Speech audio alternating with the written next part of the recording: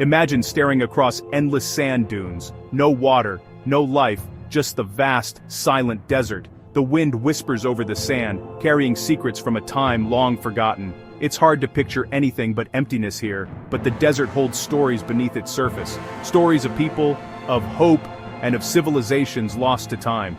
But what if I told you that these very sands once held bustling communities? Imagine families tending crops, children playing in the shade of palm trees, and traders bartering goods from distant lands.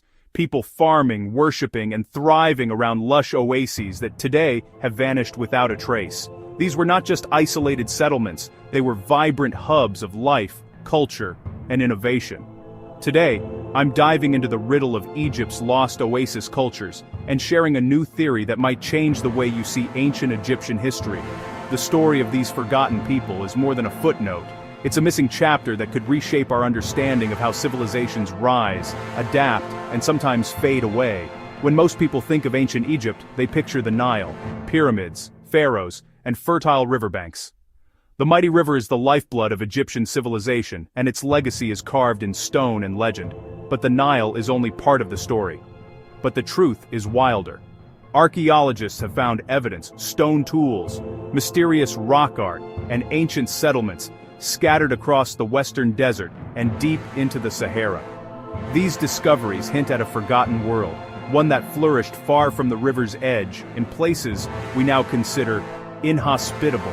These weren't just pit stops for weary travelers. 10,000 years ago, these oases were the heart of vibrant societies, humming with life, bustling with trade, and deeply connected to the land.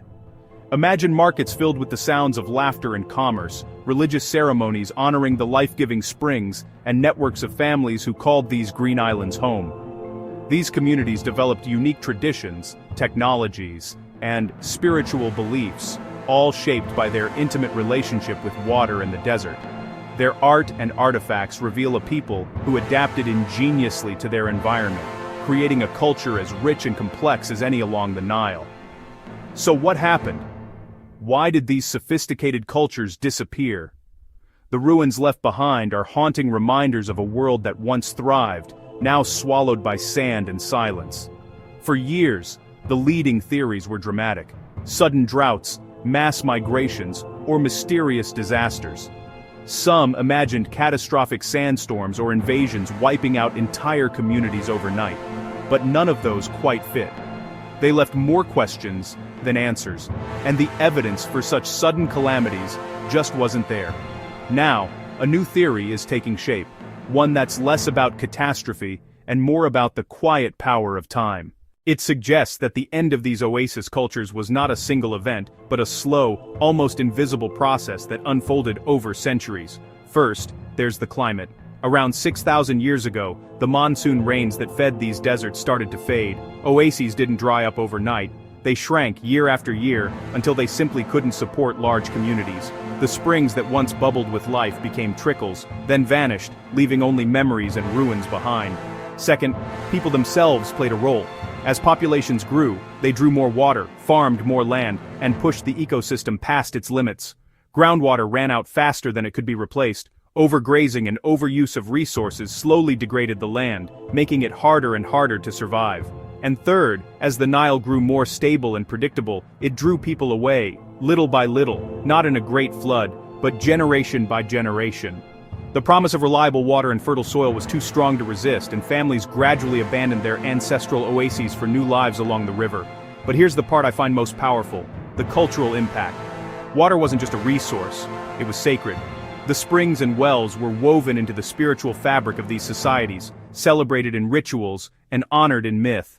Their entire worldview revolved around the cycles of water and fertility.